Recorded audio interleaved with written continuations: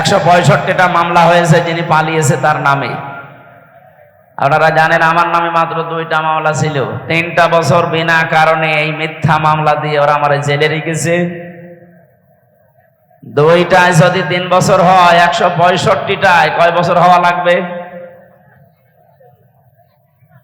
এরপরও যে উনি মাঝে মাঝে বলে যে আমি পাশে আছি, চট করে চলে আসবো, আপনার লজ্জা আছে? আপনি সারা দেশের মানুষকে বিনা কারণে 2টা 3টা 5টা 7টা, আমি জেলখানায় এক একজনের মামলার সংখ্যা শুনতাম 313টা 533টা। কি গো, কি গণনা করে কি করি মামলা? আমারও বলছিল যে আমরা যা বলতে বলি এগুলো যদি না বলেন তাহলে 50টা মামলা দেওয়া হবে। বলেন সুবহানাল্লাহ। এইটাই চলছিল দেশে। এর একটাই মাত্র কারণ, কোরআনে কারিমের বিচার ব্যবস্থা এই দেশে ছিল না। কথা বলেন ঠিক কিনা? সুতরাং আমরা চাই এদেশে যদি নবীর এই কথা অনুযায়ী ন্যায় বিচার, অবশ্যই কোরআন ছাড়া বিকল্প কিচ্ছু নেই।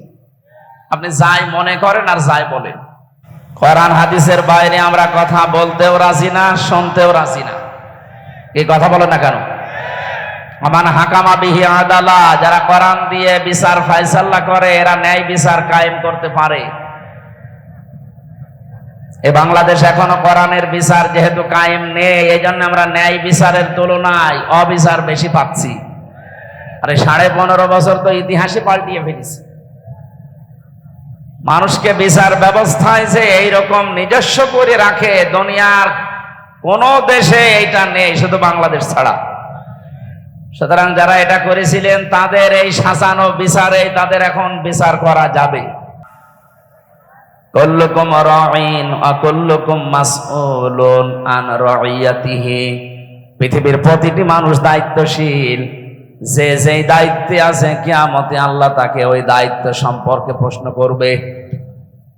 এটা জন্মের পর থেকে আমরা অনেকে শুনেছি।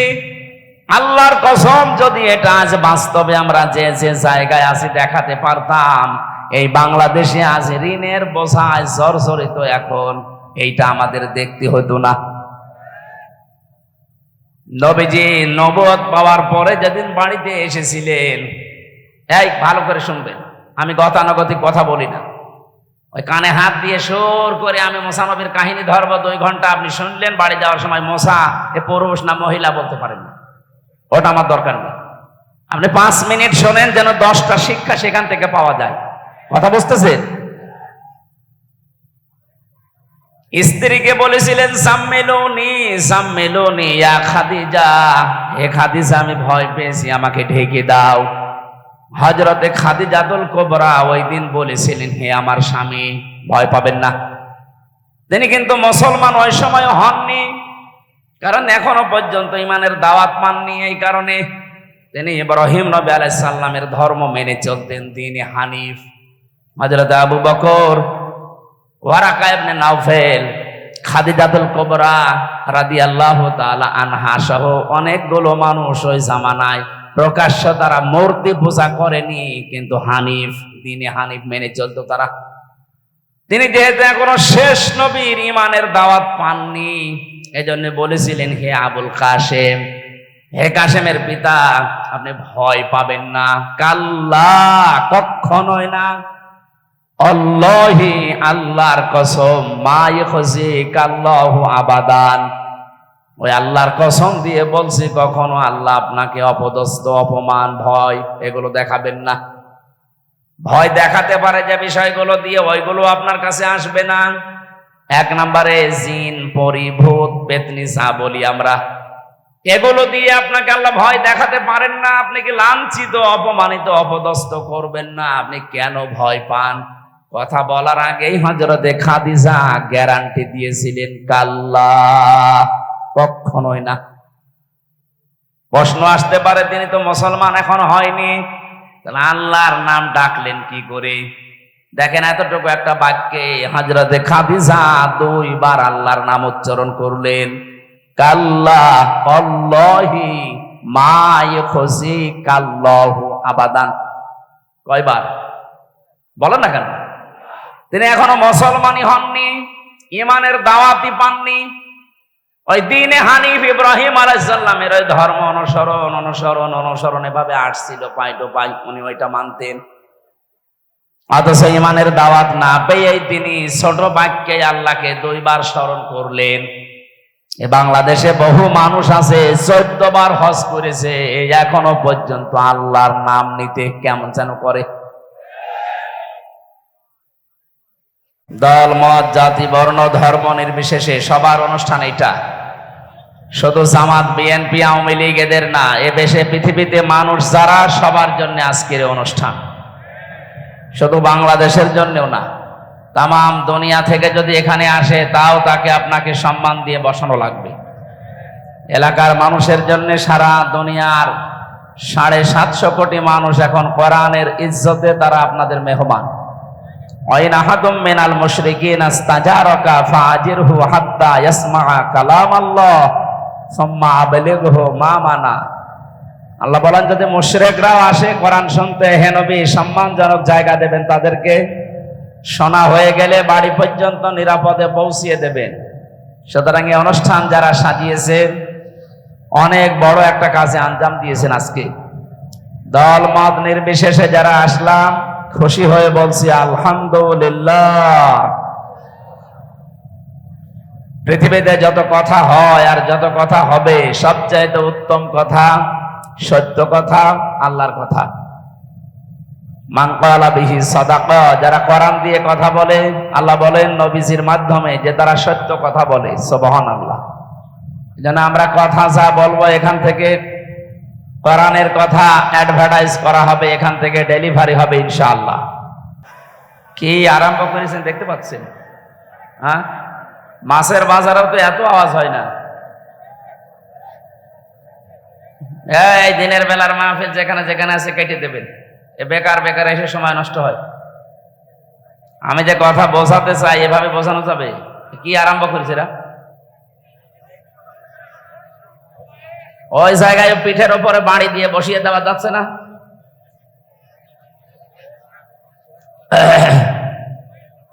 না, কোরআনের অনুষ্ঠান এইভাবে হয় না। এটা তো আর মমতাজের গানের অনুষ্ঠান না।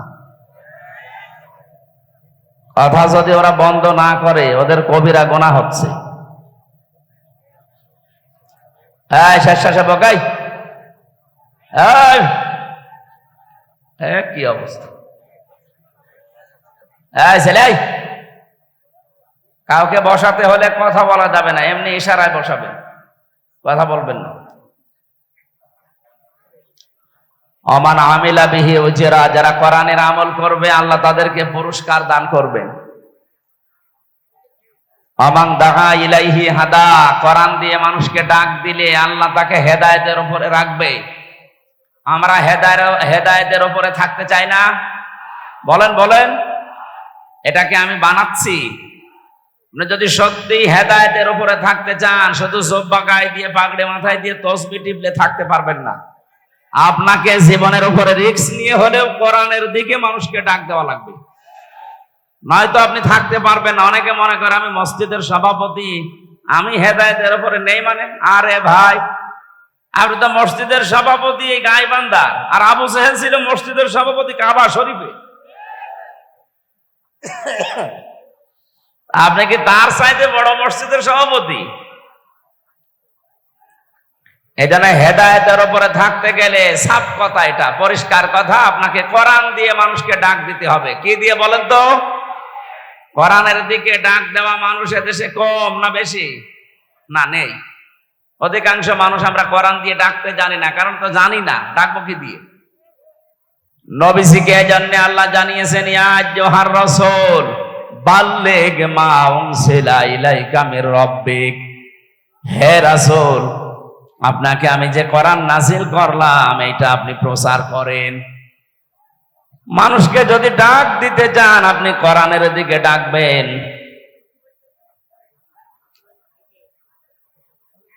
ওয়া ইল্লাম তাফআল ফামা বাল্লাগতা রিসালাতা, কোরআনে কারীম দিয়ে যদি আপনি ডাক মানুষকে না দেন, কোরআন যদি প্রচার না করেন, আপনি যেন রিসালাতের দায়িত্বই পালন করেননি। বলেন নাউজুবিল্লাহ।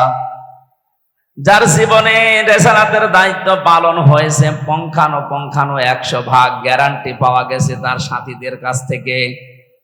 বিদায় হজের ভাষণে নবীজি 27 মিনিট বক্তব্য দিয়েছিলেন, ইতিহাস হয়ে আছে ওইটা। কিয়ামত পর্যন্ত মানুষ এই ভাষণের কোল কিনারা করতে পারে না। সুবহানাল্লাহ বলতে পারেন নাই? আমরা অনেকেই 1.5 ঘন্টা 2 ঘন্টা 5 ঘন্টা কথা বলি, আমাদের কথায় কোনো মাল থাকে না।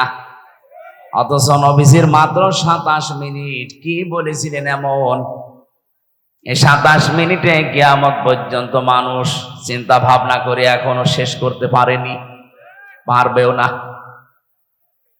এই যে আমাদের কথা হোক অল্প, এখান থেকে শিক্ষা যেন আমরা বেশি বের করতে পারি, আল্লাহ সেই তৌফিক আমাদের দেন, বলেন আমিন। তাহলে আমার মূল কথা ছিল কোরআনে কারীম প্রচার করা লাগবে, নির্দেশ কার? আরো জোরে। উনি যে প্রকাশ করেছিলেন এটা প্রমাণ সাথীরা দিয়েছে। বিদায় হজের ভাষণে বলেছিলেন, আল্লাহ আমাকে যা দিয়েছে আমি কি তোমাদের কাছে এটা পৌঁছাতে পেরেছি?